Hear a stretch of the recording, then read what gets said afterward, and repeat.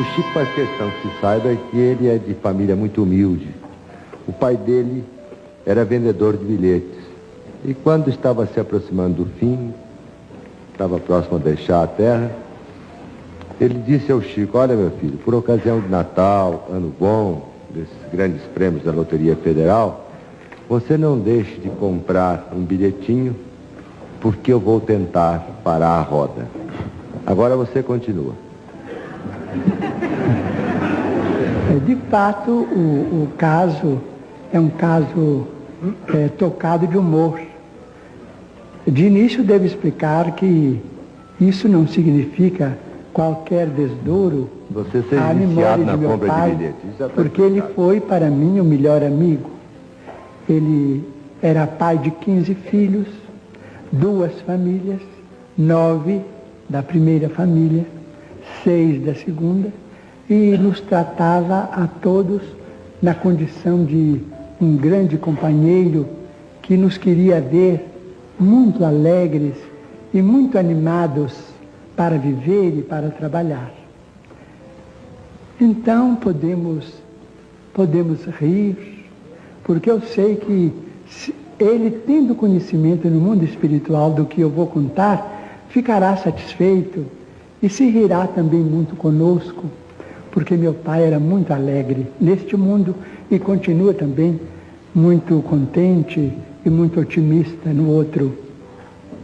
Mas em 1939 atravessávamos um período de muita dificuldade em nossa família. Muitas lutas, morte de irmão que nos deixava a viúva com 2 órfãos, 6 crianças menores, 3 não muito menores, mas também ocupando a nossa atenção, e meu pai e eu trabalhando. Meu pai era um homem muito arrojado para facear os tropeços da vida, mas, não tendo muitas letras, ele teve muita dificuldade em prosseguir no emprego que ele ocupava no ano de 1925. Então, desde essa data, sentindo muita dificuldade para sobreviver como trabalhador, ele se entregou à profissão de cambista. Vendia bilhetes de loteria e vendeu bilhetes de loteria por mais de 30 anos consecutivos.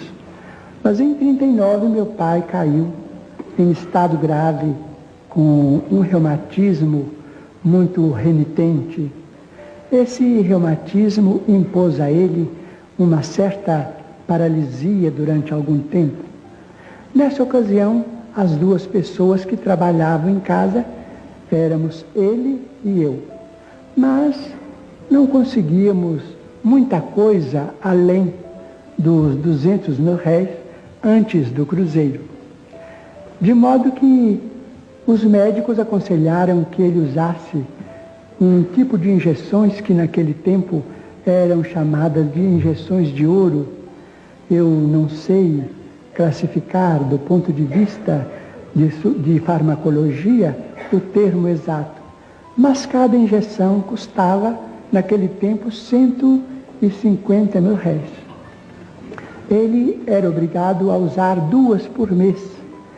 Então, o nosso numerário dava mais ou menos para as 2 injeções e ficamos atrasados com as despesas da família durante quase um ano, porque as injeções restituíram a ele a saúde ainda por muito tempo. Mas, no ápice da moléstia, saiu a lume a obra Brasil, Coração do Mundo, Pátria do Evangelho, de autoria de um dos nossos maiores escritores desencarnados no Brasil. E amigos de Belo Horizonte chegavam em nossa casa comentando o êxito do livro, porque o livro estava sendo muito bem aceito. Meu pai ouvia tudo aquilo com muita curiosidade. Então, um dia, ele estava sem poder manejar as mãos nem as pernas, até que as injeções de ouro o restabeleceram. Então, aquele banho, aquele movimento de de arranjo no leito era feito, esses movimentos eram feitos por nós, ele e eu, a sós. Então ele me disse, Chico, eu soube que esse livro que saiu de você foi entregue a benefício das almas. E nós também somos almas. E dizem que você também entregou este livro a benefício da pobreza. E eu creio que não existem pobres mais pobres do que nós agora.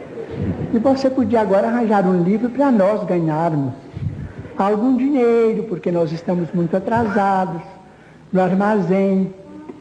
Eu falei assim, papai, o senhor não deve pensar nisto, porque o senhor sabe, nós temos muitos amigos, todos nos ajudam, mas como paga vender o trabalho dos bons espíritos, isso não é possível, eles não permitem isso, nós estamos na mediunidade com absoluto desinteresse, os livros são deles, não são nossos, e eu peço ao senhor para não pensar nisso não. E o senhor não fica preocupado com isso não, porque as suas filhas, minhas irmãs e os filhos nossos pequenos vão crescer, isso tudo vai melhorar, nós todos vamos trabalhar. E na hora da dificuldade nós todos devemos, mas depois pagamos. E os nossos amigos de Pedro Leopoldo são sempre boníssimos, eles vão nos ajudar, os nossos credores. Eu disse, mas meu filho, você não pode receber um tostão destes livros.